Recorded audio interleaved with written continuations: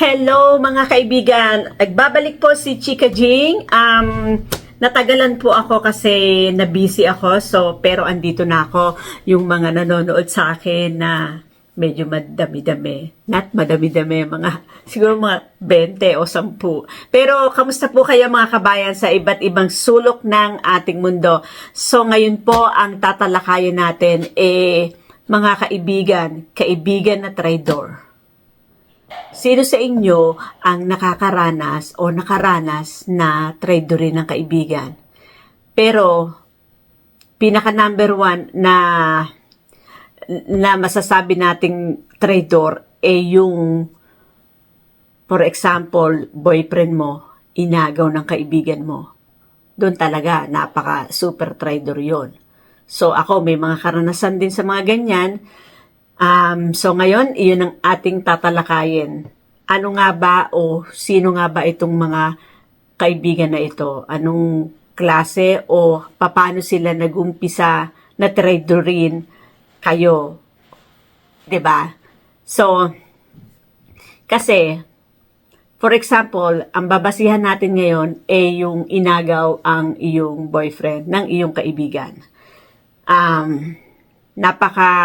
It's very common na nangyayari yan sa atin. Even kahit iba-ibang lahi, iba-ibang nationality, it also happen. So, paano nga ba nag-uumpisa yon? Siyempre, alam nyo, may kakilala nga ako, ganyan, na may gusto yung kaibigan niya sa jowa niya. Hindi niya alam mo yung hindi niya alam kung anong gagawin niya, hindi pa naman niya 'di ba kumpirmado na may gusto nga, or say may gusto nga talaga, pero hindi niya kumpirmado na sila. So yun ang pinakamahirap na parte. Iiwan mo ba yung kaibigan mo o iiwan mo ba yung lalaki? So, sa akin lang, kapag ganun ng kaibigan mo, wala nang sense na you keep that friendship. Kasi, kung nagawa sa'yo yun, 'di ba, parang hindi mo aakalaing magawa ng kaibigan mo sa'yo yun. So, for me, sa akin, iwan ko yung kaibigan ko na yon. Yun, kung kumpirmado, if it's confirmed na jowa nga niya yung jowa. For example, jowa niya yung jowa ko. So I think I will, distance myself doon sa kaibigan na yon.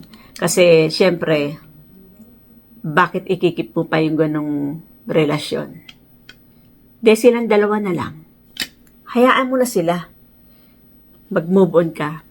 Pero, mga kaibigan, it's easy to say, 'di ba? Pero ang hirap gawin. Ang sa akin, ako nasasabi ko kasi hindi nangyayari sa akin. Pero sa ibang tao, pag sinabihan mo, hoy, iwanan mo yung kaibigan mo, niloko. I mean, 'di ba? O ang ano mo sabihin niya, pero ako hindi ko magagawa. Siyempre, mahal ko yung tao, mahal ko rin yung kaibigan ko. Pero, mga kachika, sa isang banda, isipin mo yung ginawa nila. Hindi tama, di ba?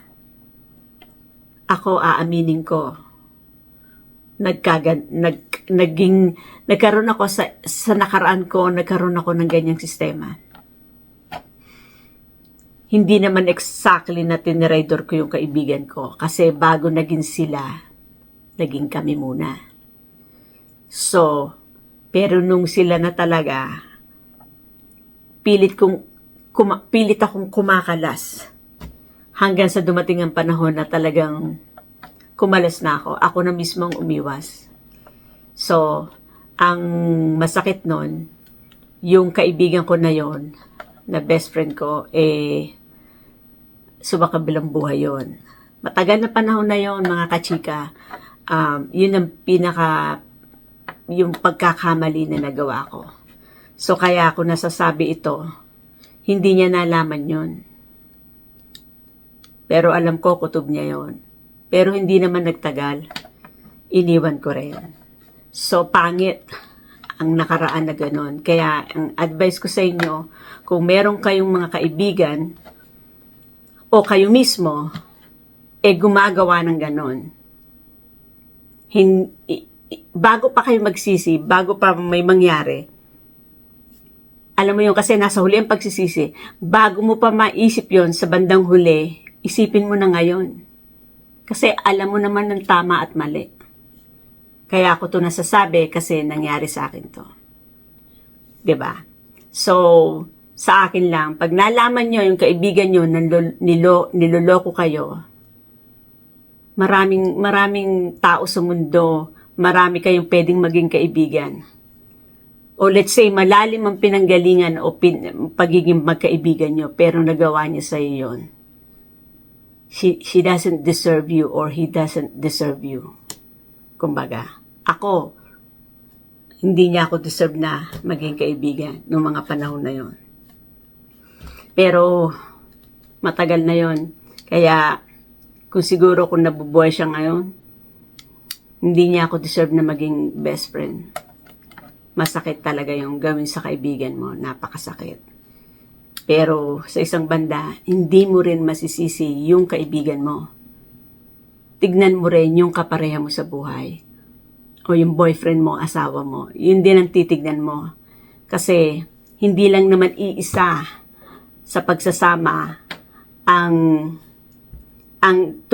nagmamahal o nagkakagusto. Dalawa sila. Tandaan niyo yan. Kailangan pareho sila na may gusto sa isa't isa.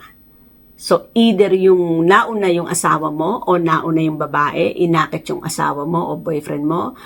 Kasi, yung lalaki, ika nga nila, lalaki ako, madaling matukso, lalaki ako eh. So, kaya yung lalaki, siguro, mas matimbang ang pagkakasala, kumbaga. Pero ang babae, ang kaibigan mo, sa isang banda, iniisip pa rin niya yung pagiging magkaibigan nyo. Siyempre, hindi siya basta susunggab sa sinasabi mo. Sa sinasabi ng lalaki. Kasi ako rin, so another experience ko, may nagsabi sa akin na, uy, parang gusto niya akong ligawan, may asawa siya. Kaibigan ko, asawa niya, hindi siya umubra, sabi ko. Hindi uubra, sabi ko gano'n. Mas mahal ko yung kaibigan ko kaysa sa itong, alam mo yon, yung kahibangan. Mas mahal ko yung kaibigan ko. Hindi ko pwedeng gawin uli. Kasi nangyari na nga dati pa eh. Tapos iba naman yung sitwasyon ko dati noon. Pero nung may nag-alok sa akin na ganyan, may nagsabi na siguro sinusubukan niya ako. Pero, mga kachika, pag alam nyong niloko talaga kayo na kaibigan nyo, just let it go. Anihin mo na sila. Kumbaga, marami kayong kaibigan dyan. Hindi lang siya ang kaibigan mo. Kahit malalim pa pinagsamahan nyo. 'Di ba? Doon mo dapat siya ikompronta. Nasa sayo kung gusto mong ikompronta yung kaibigan mo o just let go na lang, na wag mo nang kausapin, basta i-ghosting mo na lang siya. Nasa sayo yun. Pero kung sa akin yan, syempre, mamimili ako. Yung kahitahimikan ko, kapayapaan ko, or yung magulo lagi ang isip ko kasi iniisip ko kayo, nakikita ba kayo, o ganito. 'Di ba? So isipin mo yung sarili mo. Hindi lang yung sila ang sasaya. Kailangan ikaw din sumaya. Kaya, sasabihin ko uli, pag ayaw na. 'Di ba? Kasi ganyan eh. Kaya ginagawa nila, yung asawa mo o boyfriend mo, ginagawa nila sa'yo kasi ayaw na sa'yo. Or pwede rin namang mahilig talaga sa babae, gusto 5 o 4. 'Di ba? So, yun lang mga kachika, mga kaibigan traidor. Naging traidor ako, aaminin ko. Hindi ako proud, pero Kaya ako sinasabi to kasi hindi talaga maganda. Once in my life, naging ko, talagang hindi maganda. Kaya, wag niyong tutularan at kung may kaibigan kayong ganon, pagsabihan niyo. So, mga kachika, hanggang sa muli, ito si Chika Jing. Sana suportahan niyo yung vlog ko. Sana marami pang maging subscribers at i-like at i-comment o kaya i-share. Please comment down below kung may gusto kayong topic na talakayin natin or ano man. Kasi mga kachika, yung mga halos mga kinukwento ko sa inyo, yung mga chinichika ko sa inyo, karamihan noon mga experience ko yun. So it's good or it's nice to share your experience sometimes sa strangers. Kasi husgahan man ako, hindi ko naman siyempre kilala yung nanghuhusga sa akin. Pero, I mean, may makakapulutang aral din sa mga vlog ko na mga naging experience ko. Kumbaga, hindi naman lahat pero sa kaibigan niya, marami akong experience. So, pero, ganun talaga ang buhay, di ba mga kachika? Life is too short. Be happy. Every gising is a blessing. Ika nga ni Mami OG Diaz. So, salamat mga kaibigan. Please subscribe and hit like and comment down below. And please share na rin. Sana magkaroon pa ako ng ilang subscribers para magtuloy-tuloy tayo. Salamat po sa iba't ibang panig ng mundo, mga kachika, mga kabayan. Salamat.